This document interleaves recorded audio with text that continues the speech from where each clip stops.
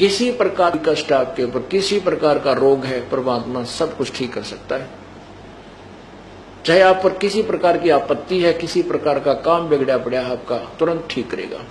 ये परमात्मा के गुणों में लिखा है। और ये अज्ञानी ऋषि महर्षियों ने अपनी दंत कथा बनाकर लोगों को भ्रमित कर दिया कि भगवान ऐसा नहीं कर सकता। भगवान नरसिम्हा, नरसिंह जी जो सेठ था, उसकी हुंडी यानी उसका ड्राफ्ट कैश भगवान ने आके नहीं किया। ये झूठ बोलते हैं, ये सब बनावटी बातें हैं, बकवादे हैं, ऐसा कुछ नहीं हो सकता। तो ये भोले व्यक्तियों ने सोचा भी महर्षि जी और गुरु जी ये बता रहे सत्य होगी, तो उस अज्ञान सिद्धांत के आधार पर ये जनता नास्तिक होने लगेगी, गोटी सूटी लाने लग गए या भक्ति से विमुख हो गए और लाभ कोई मिला को नहीं। जबकि भगवान के गुणों में लिखा है कि परमात्मा जो चाहे सो कर सकता है, प्रत्येक प्रकार के कष्ट को दूर कर सकता है, प्रत्येक प्रकार के रोग को भी नष्ट कर सकता है। अब भगवान के गुण कहाँ लिखे हैं? वेद में, और सवसम वेद में, चारों वेदों में और सवसम वेद में। अब प्रसंग चल रहा है कि इन अज्ञानियों ने गट्ठा बैठा दिया कि परमात्मा ये नहीं कर सकता, वो नहीं कर सकता। अब आपको देखो, ज्ञान तो परमात्मा के परिचय के विषय में आपको मैं कंटिन्यूसली शब्द गा के अन्य कथाएं सुना करके काफी इंटरेस्टेड बना सकता हूं, लेकिन ये दास चाहता है कि आपको साथ ही साथ सदग्रंथों से परिचित कराऊं, ताकि आप फिर मार ना खा जाओ, इन काल के दूतों के हाथ ना लग जाओ। इसके लिए देखिएगा यही ऋग्वेद, वैसे ऋग्वेद इसमें दिखाएं पहले, जो आपको पहले वाला दिखाया था।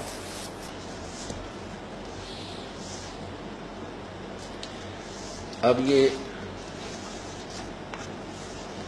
वही है, प्रकाशक है, सार्वजनिक कार्य प्रतिनिधि सभा, महर्षि दान भवन, रामलीला मैदान, नई दिल्ली।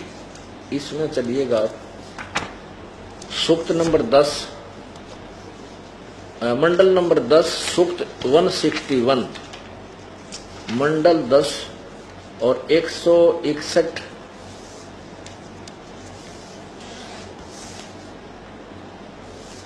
सूक्त का मंत्र नंबर 2। ये देखिएगा, ऋग्वेद मंडल नंबर 10 सूक्त 161, और यहां लिखा है इसका अनुवाद, यदि रोगी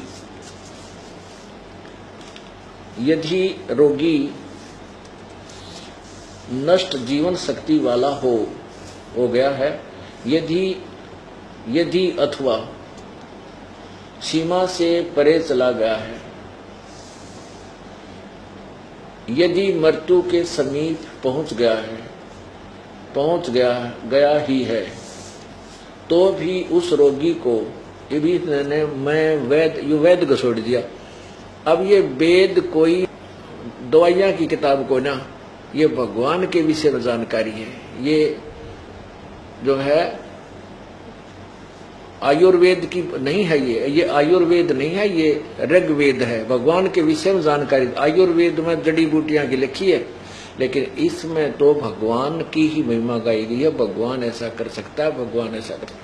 इन्होंने ऊट पटांग करके महर्षि दानंद वाली सोच के भगवान रोग राग नहीं काट सकता, दानंद ने यह छुरी ठोक रखी इनके अंदर, भगवान कुछ नहीं कर सकता।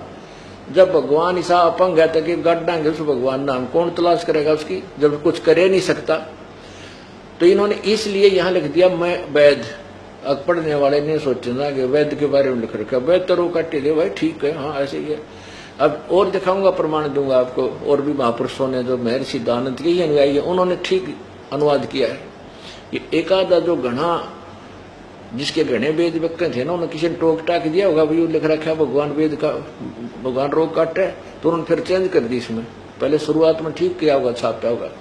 अब देखो, उस रोगी को मैं वैद कष्टप्रद, ये वैद नहीं है, उसको मैं यानी भगवान कष्टप्रद रोग के पंजे से छुड़ा लाता हूं, और 100 शरद ऋतुओं तक, यानी 100 वर्ष, 100 शरद ऋतु माने 100 वर्ष तक जीने के लिए इसको बलयुक्त करता हूं।